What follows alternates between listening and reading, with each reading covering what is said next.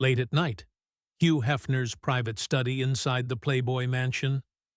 The house is quiet in the way it only ever was before trouble. On the desk lies a plain folder, no logo, no letterhead. Inside, a manuscript that could dismantle Playboy from the inside out. And beside it, a check for an amount Hefner has never seen offered so calmly. The terms are simple. The story never runs. The money stays. But the real message is between the lines. If Hefner refuses, the story will be published anyway, by someone else, without context, without restraint, and without mercy. Careers won't just fall. Structures will crack. This has nothing to do with sex. Nothing to do with scandal. It's about power, politics, and the kind of silence that doesn't come from fear, but from agreement. For the first time in his life, Hugh Hefner understands something unsettling. His empire was built to challenge censorship, but it may not survive the truth. Let us know where you're watching from, and we hope you enjoy the story. The envelope arrived late, slipped onto the corner of Hugh Hefner's desk after most of the Chicago office had gone dark. No routing slip, no editor's initials, just thick paper, heavier than a normal manuscript, as if the weight was intentional. Hefner noticed that before he read a single line. The author was not a freelancer chasing a check. The byline belonged to a man who had once written speeches for senators, who understood how power talked to itself when microphones were off. The prose was restrained, almost dry. No accusations screamed from the page. Names appeared carefully, often indirectly, but anyone fluent in Washington knew exactly who was being described. Private gatherings, business favors traded in rooms without windows, social events that were not supposed to exist, let alone intersect with politics. Playboy had published Risk before, civil rights, censorship, Vietnam, but this was different. This material didn't challenge morality. It challenged structure. Hefner read alone, breaking his own rule that nothing consequential was ever reviewed without witnesses. He closed the door, poured a drink he barely touched, and kept reading. Every instinct trained over years of fighting obscenity laws told him the reporting was solid. The sourcing was disciplined, cross-checked, names protected where protection mattered, exposed where silence had already done damage. If published, careers would not simply end. They would unravel backward, pulling institutions with them. And Playboy would be at the center of the blast, not as an observer, but as the trigger. What unsettled him most was not fear of lawsuits. It was recognition. Playboy had always insisted it was more than skin and spectacle. It was a platform where ideas went when other doors were closed. This story tested that claim with surgical precision.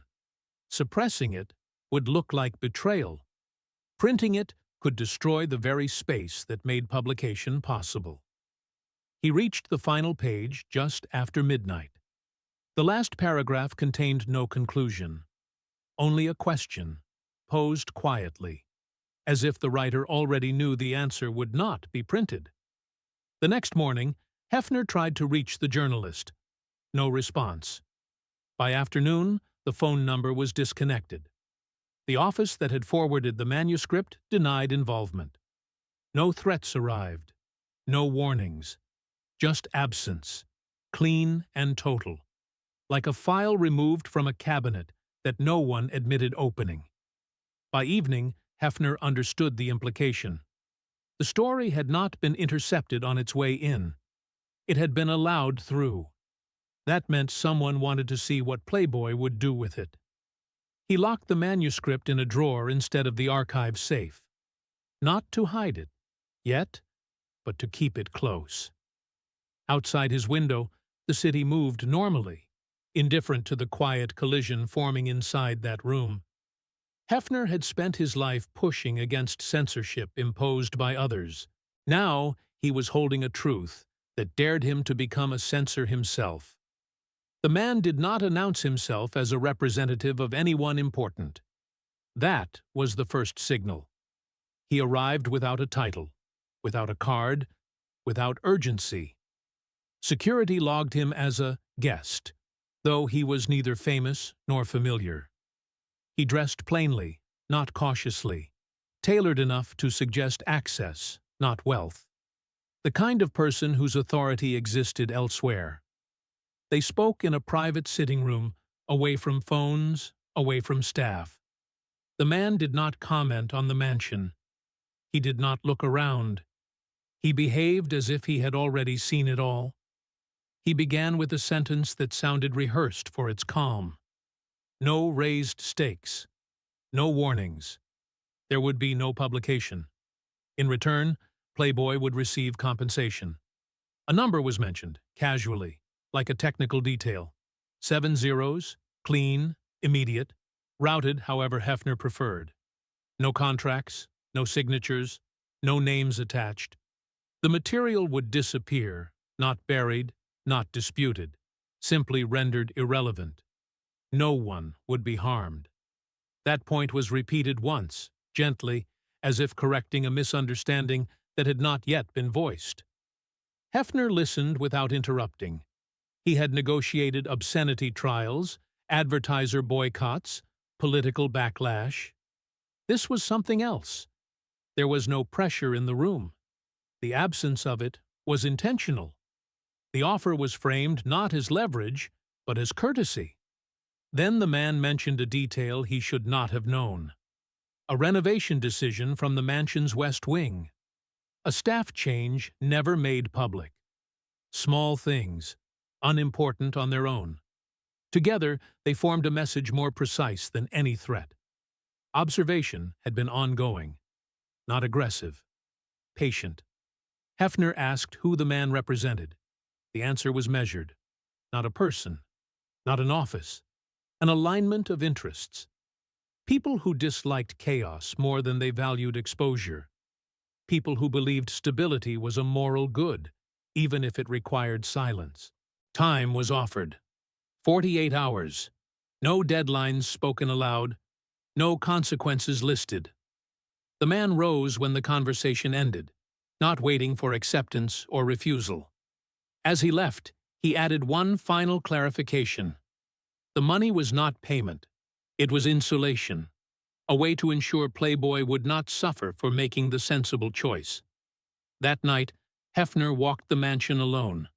The place felt different, not watched, but accounted for.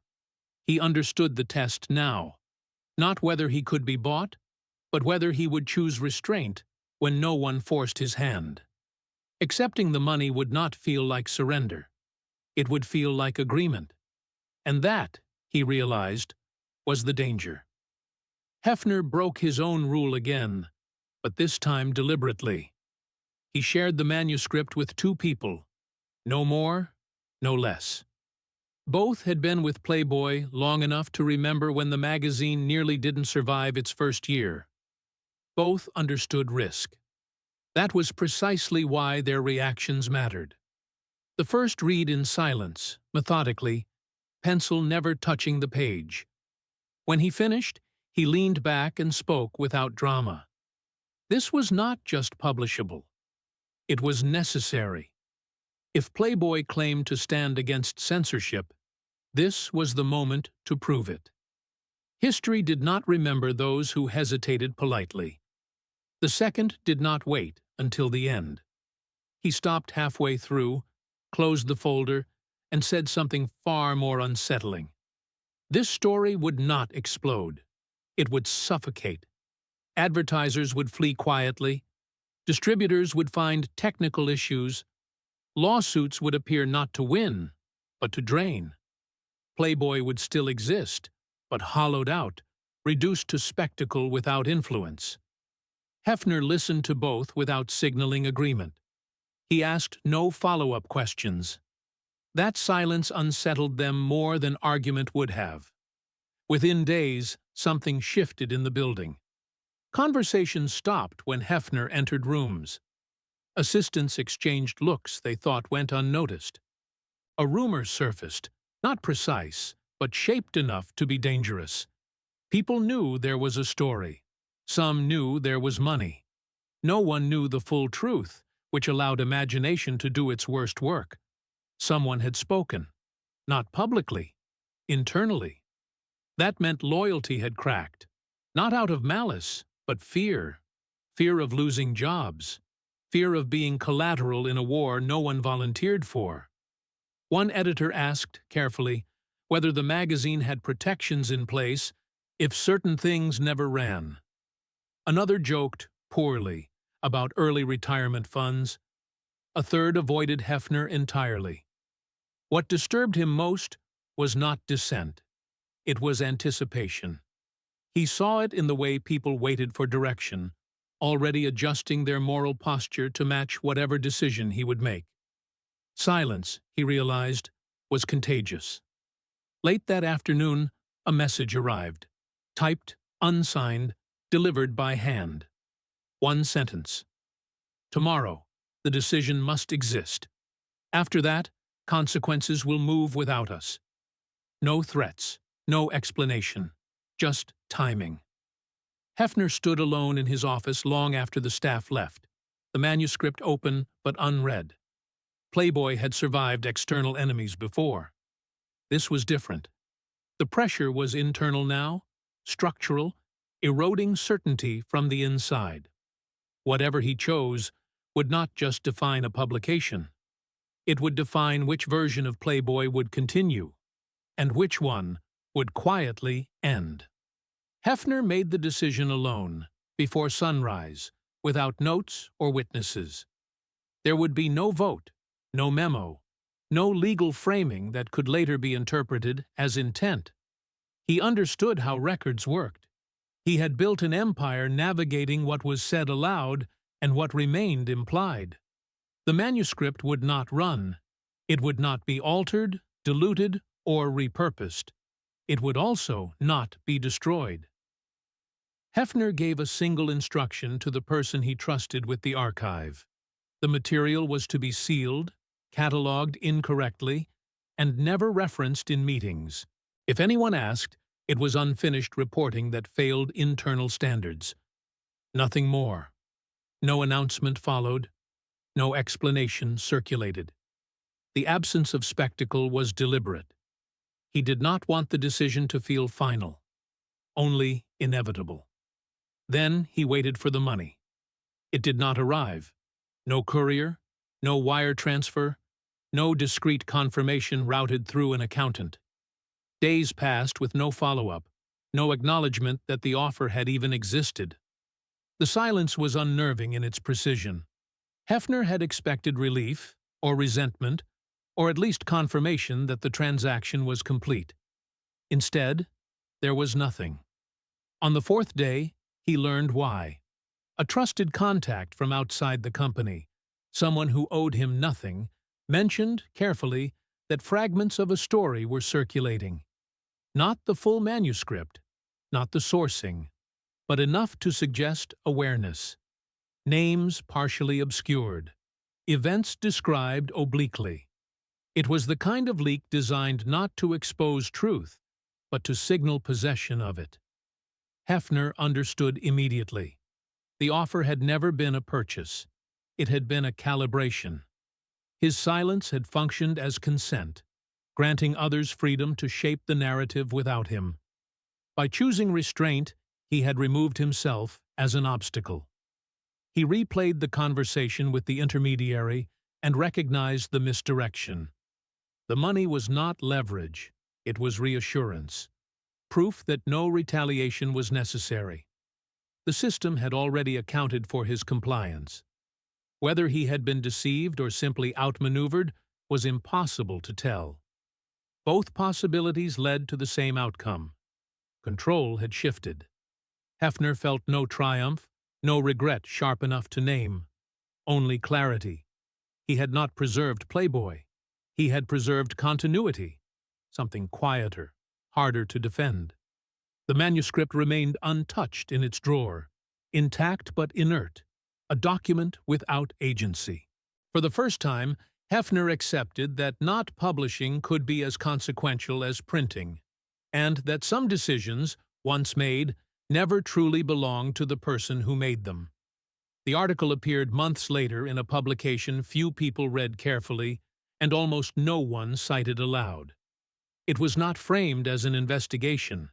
It asked questions instead of making claims, relying on proximity rather than proof.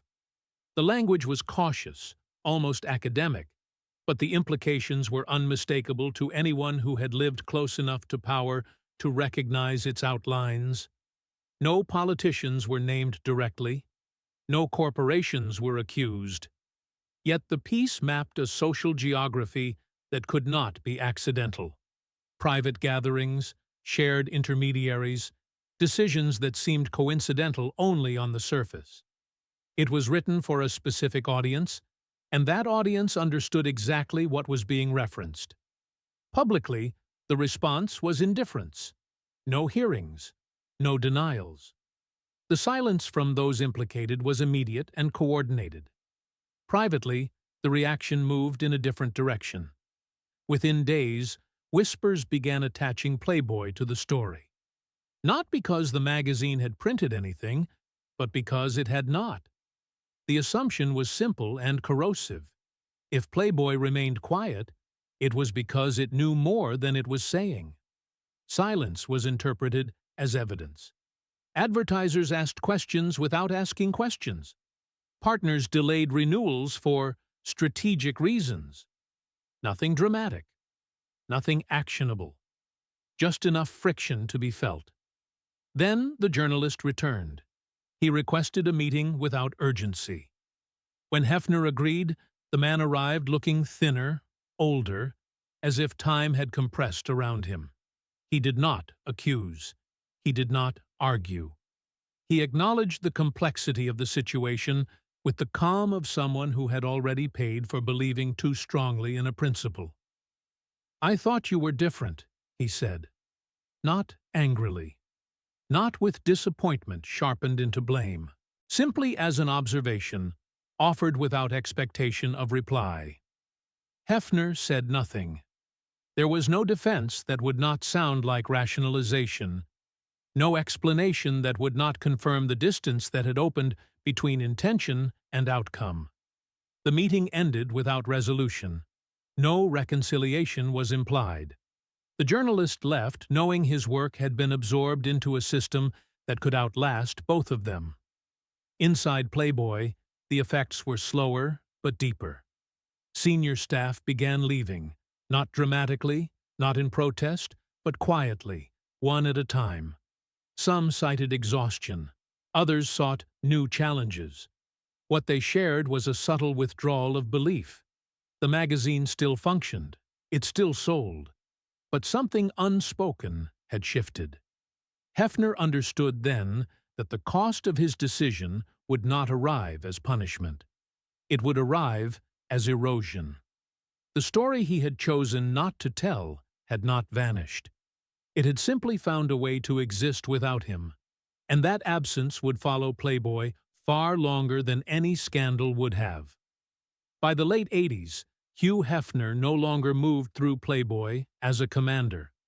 The company had grown into a structure that ran on committees, forecasts, and brand strategy. Decisions reached him filtered, pre-digested. His influence remained symbolic, important, but no longer precise. He had become the face of something that now functioned without his daily consent. That distance gave him perspective he hadn't anticipated. A new generation of editors began pulling old files, not hunting scandal, but context. The cultural tone had shifted. They were less interested in provocation than in patterns. They didn't chase names. They traced systems. Buried among unrelated drafts and abandoned leads were fragments that felt familiar to Hefner in a way he couldn't immediately articulate. They weren't replicas of the manuscript he had sealed away. They were echoes, partial descriptions. timelines that stopped just short of conclusions. The kind of work that assumed the reader would fill in gaps from memory rather than evidence. No one confronted him with it. No accusations surfaced. The material appeared in internal discussions as historical texture, never foregrounded, never denied. But Hefner recognized the rhythm. What he had once contained had not disappeared. It had dispersed. The realization arrived slowly. Silence does not erase information. It preserves it in unstable form. Then came the detail he hadn't been prepared for. A former financial officer, long removed from daily operations, mentioned a series of transactions from decades earlier. Foundations, consulting arrangements, payments that aligned cleanly with legal standards but made little strategic sense in isolation. Hefner listened without interrupting, already understanding where the explanation would land. The money had moved, not to him, never directly. It had passed through channels connected to decisions made during that period, acquisitions delayed, partnerships softened, expansions rerouted. All defensible, all justified at the time. Together, they formed a pattern he could no longer ignore. The compensation had existed after all. It simply hadn't required his signature. Hefner felt no outrage, only a tightening clarity. He had not been tricked. He had participated, passively but meaningfully, in a process that rewarded discretion without demanding acknowledgement. The system had absorbed his silence and converted it into outcome. He understood then that moral distance did not equal innocence. Refusing to take money did not undo the exchange. It merely changed who held responsibility. As the fragments continued to surface, Hefner accepted that the story was no longer something he could revisit or correct. It was embedded now, in corporate memory, in reputations altered quietly, in decisions whose origins were never fully explained. The past had not waited. It had adapted, and it carried his restraint with it, intact, patient, and unresolved. The visit came without ceremony. No assistants announced it. No schedules were adjusted. The man waiting in the side room was not a journalist, not a lawyer, not anyone whose name had ever appeared in print. Hefner recognized him slowly, not by face, but by consequence. This was someone whose trajectory had bent years ago, quietly and permanently, after a door closed that was never supposed to exist in the first place. They sat across from each other with the distance of men who no longer expected agreement. Age had softened neither of them. It had only removed urgency. The man did not recount his losses. He did not list what had unraveled: career, visibility, access. Those facts were already settled. Instead, he asked a single question, measured and exact. "If you had known how this would end," he said, "would you have chosen differently?" Hefner did not answer immediately. The pause was not theatrical. It was necessary. He searched for a response that would be honest without being performative, and found none that fit cleanly. When he finally spoke, his voice carried no defense. "I don't know," he said. Not because he regretted the decision in the way people regret mistakes, not because he believed courage would have guaranteed justice, but because he had learned, too late, that the choice he faced was never binary. Publish or suppress had been a false frame. The system surrounding the story was already in motion, already capable of absorbing exposure and neutralizing it. He had believed silence could delay damage. What it had done instead was redistribute it, slower, quieter, harder to trace. The man nodded once. He had not come for apology, only confirmation that the cost had been understood. They parted without reconciliation. No forgiveness was requested. None was offered. In the years that followed, the full story never appeared. Not during Hefner's life.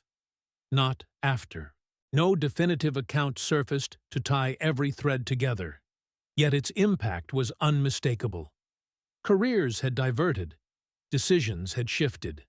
Entire networks had learned what could and could not be spoken aloud.